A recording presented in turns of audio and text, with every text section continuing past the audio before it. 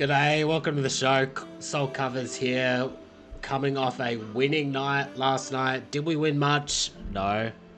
Did we win? Yes. We went 3-2, good for 0.2 of a unit. We'll take that. We'll take a winning night. That makes 4 of 5 in March. First, we had the Blazers plus 10.5 at Boston. Got that sneaky backdoor cover, which we love to see. Blazers were like down by 20 going into the fourth quarter. I'm pretty sure they were down by 8 just before the game finished. They fouled, got out to 10. If you had a Blazers plus 9.5, you would have lost. That's why we like to bet these lines early. I encourage you to do the same. Definitely always look to bet lines early, except when you have a read on where the market is going and you want to bet the other side. So we took the Blazers. They've been really good against the spread versus the East. Now 17-3 against the spread versus the East. They do not know about the Blazers. Our favorite bet on the card was Minnesota at Charlotte under 221. You may as well have burnt that ticket after 5 minutes because that game went well, finished at like 235. We saw a live total at like 240.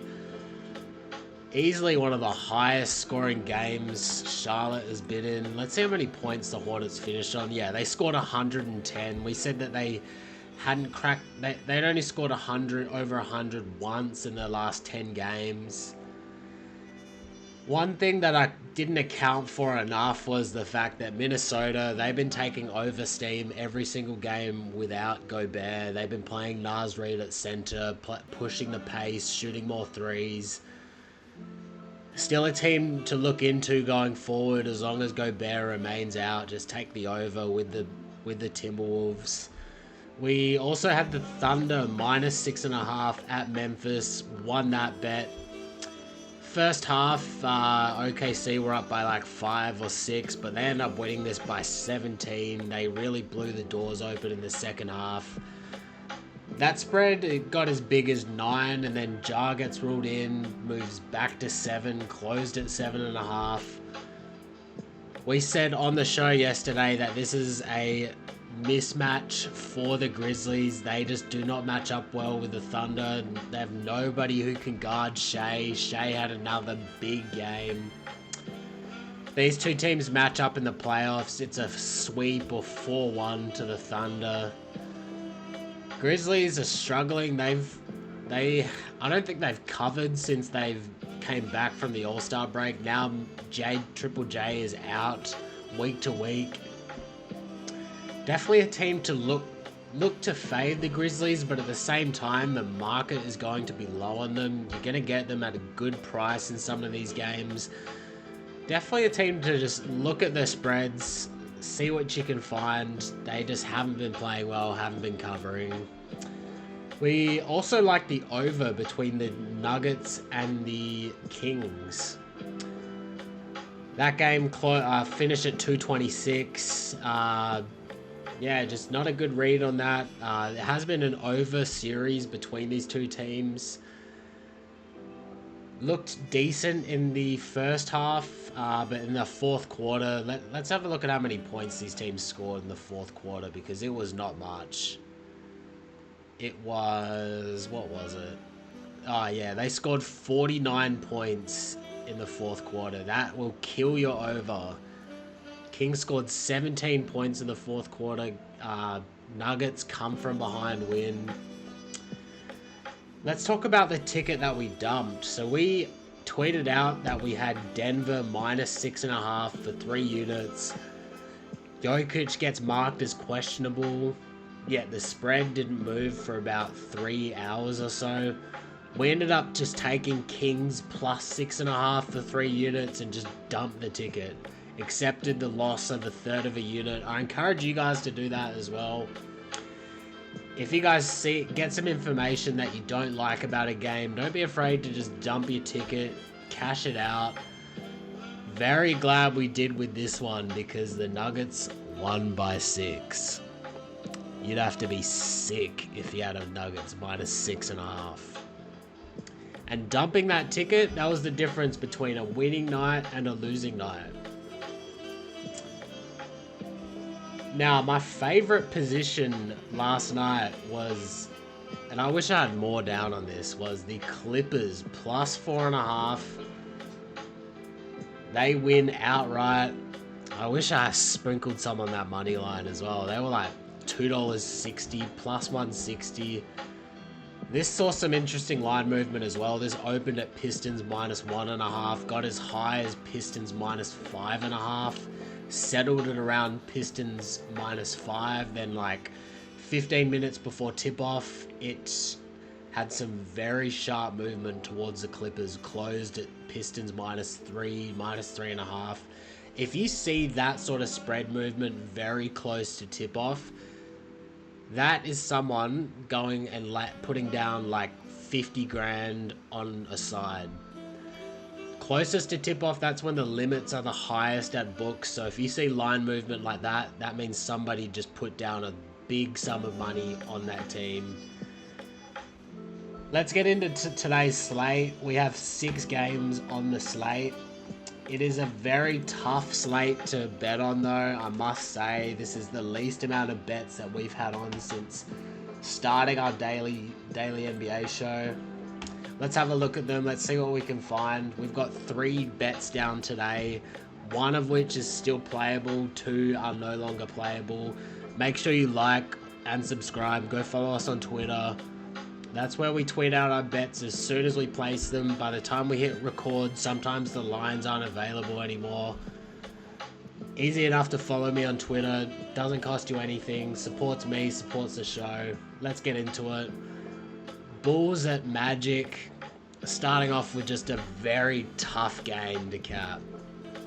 We had this open at Magic minus 7. Now open at 7.5. Now at Magic minus 7. Projected line at 6.5. I've been saying that I want to find spots to back the Magic. We backed them against the Raptors. They lose outright.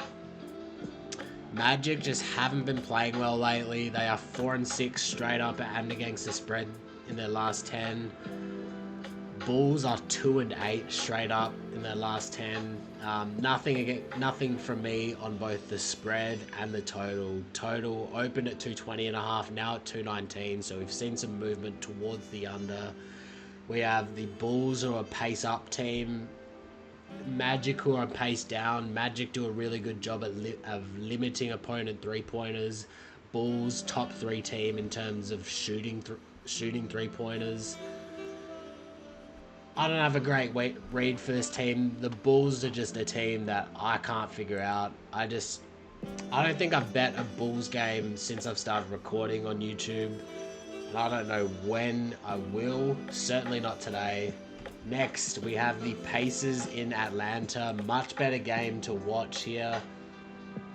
This line opened at Pacers minus 1. Now we see it at 2.5. Definitely wish we got that minus 1, but here's what it is. We have 2 middle of the league teams against the spread. We have the Pacers. They just beat the Rockets by 15 at home. We have the Hawks, who this is their 3rd game in 4 nights. Now playing the Pacers. They just lost but covered against the Bucks. Tyrese Halliburton is questionable. Trae Young is probable. Spread and total, there is just not much to read into this game with Tyrese being questionable. If he's in, then the over is certainly worth a look. Like, at the moment, there's just no saying whether, like, there's just, you can't bet the over on a Pacers game with Tyrese Halliburton being questionable. He is an over player. He sucks on defense and he pushes the pace. Pacers offense, he leads their team in offensive plus minus. We have 2 pace up teams. Hawks, 4th best over team. Just one of those teams where you can just blind bet the over at home and you know that you're going to be up money, but we can't bet into this game with Tyrese Halliburton being questionable. Neither should you. Next we have the 76ers in Boston. Look at all that red on my screen. We've got two bad teams against the spread. We've got an over team in Philly, a under team in Boston. We've got two pace down teams. Spread open at Boston -13, now at 14. Maxey is out. Boston's injury report is just very long. The current injury report hasn't been released as of yet, but we know that Tatum missed the last game. I would say he's questionable for this game. Brown did play with an illness. I'd say Brown's probably good to go this next game. KP and Holiday were doubtful last game. I'm not sure we'll see them in this one either. This is a game that the Celtics can win without KP and Holiday. They just want to get to the playoffs, get healthy.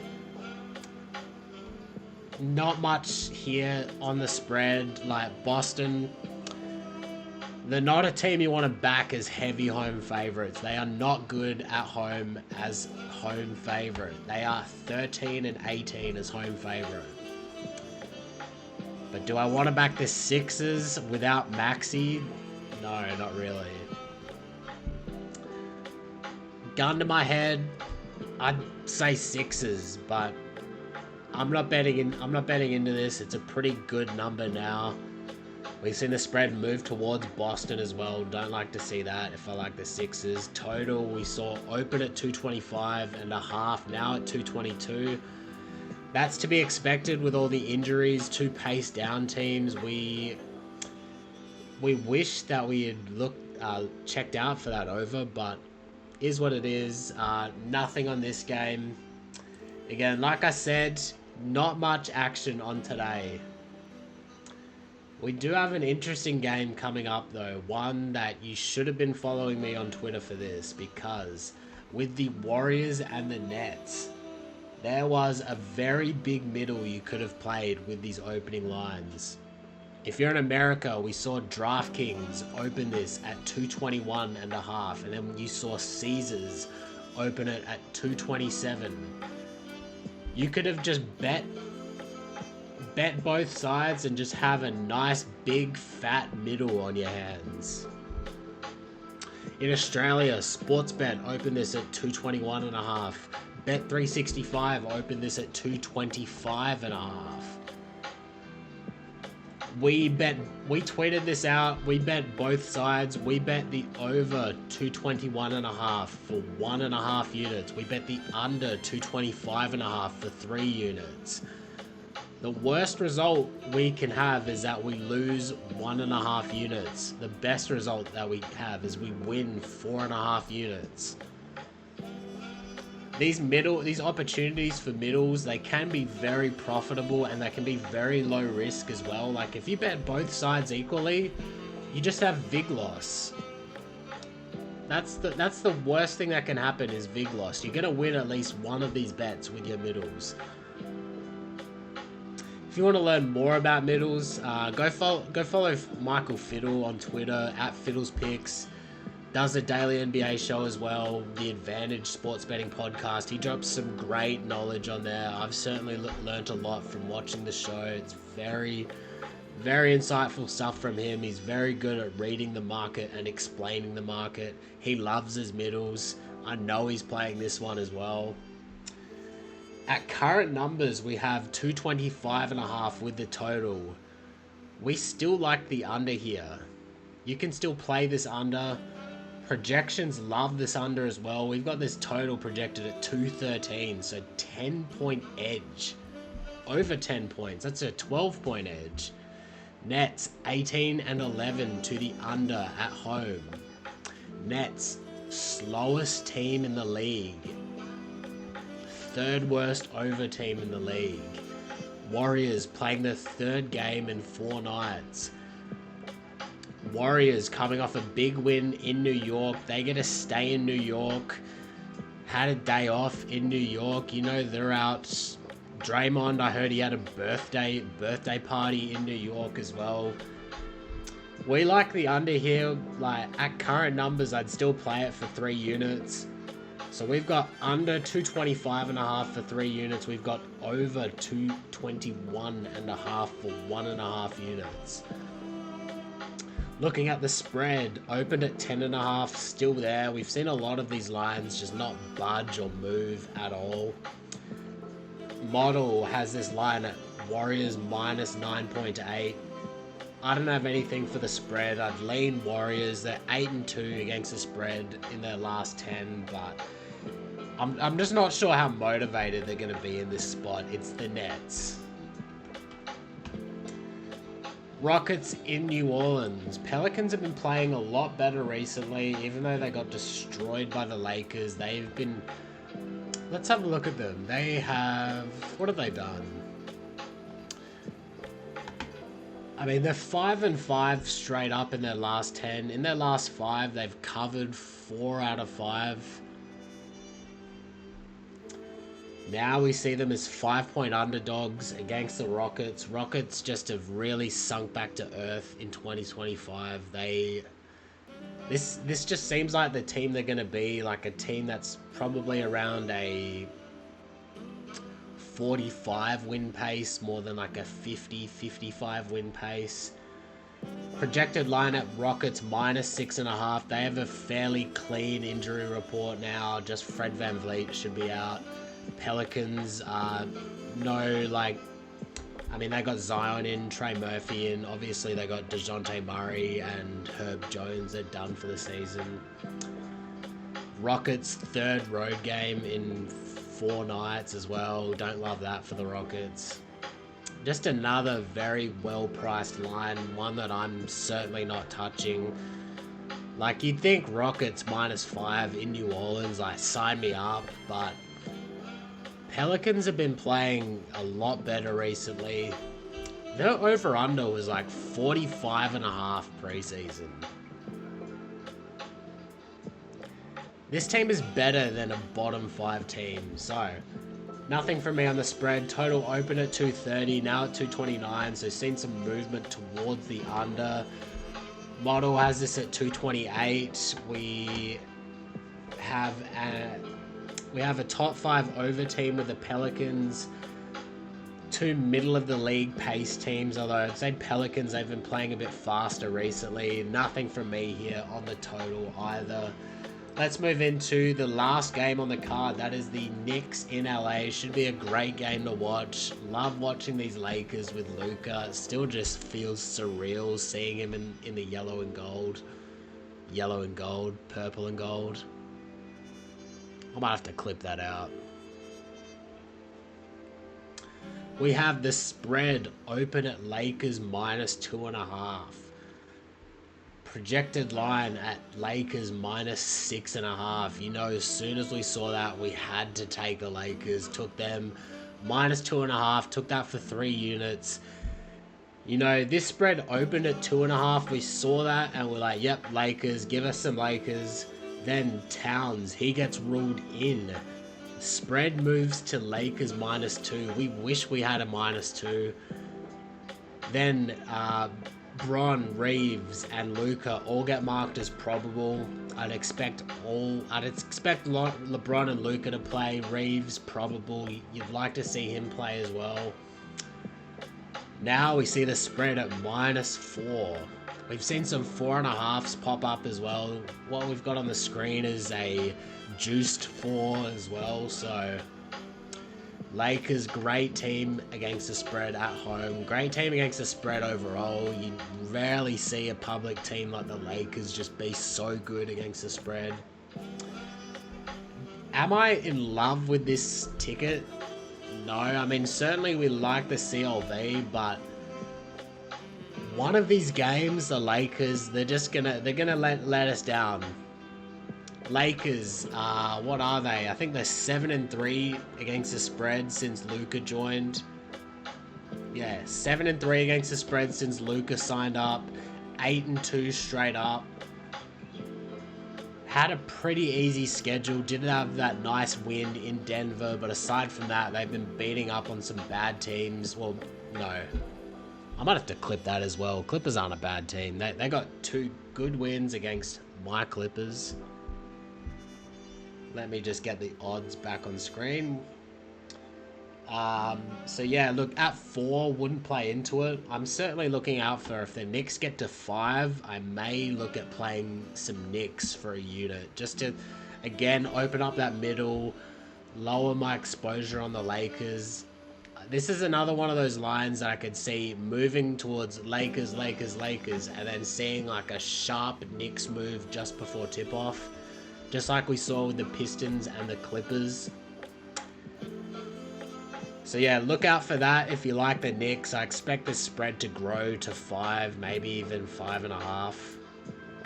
Total opened at 230. We saw it go down to like 228.5. Now back at 230. Projected at 230 as well. We have 2 bottom 10 pace teams, Lakers and under team, Knicks and over team. Like Knicks with Towns, like they're just a lot better offensively with him in the lineup. He's in. I don't have any action on the total. It's a pretty sharp number now. Seems like a consensus number. Let's have a look at our best bets, which there are not many best bets. Let's get the odds screen off. So we have 3 best bets, and like it's more like 2 best bets. 3 best bets if you follow me on Twitter.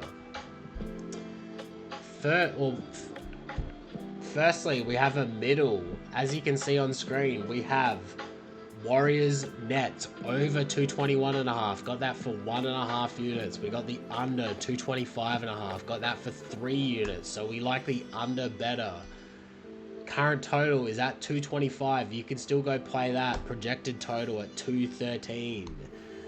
Third game in 4 nights for the Warriors. Nets, slowest team in the league. Third worst over team in the league. Go take that. We do like that. We also have the Lakers minus 2.5. We like that ticket for 3 units. We see this spread getting bigger and bigger, so look out for a tweet from me. Maybe we'll be playing Knicks plus 5.5. If it gets to 6, we'll definitely be playing Knicks plus 6. Till next time, let's get them books salty.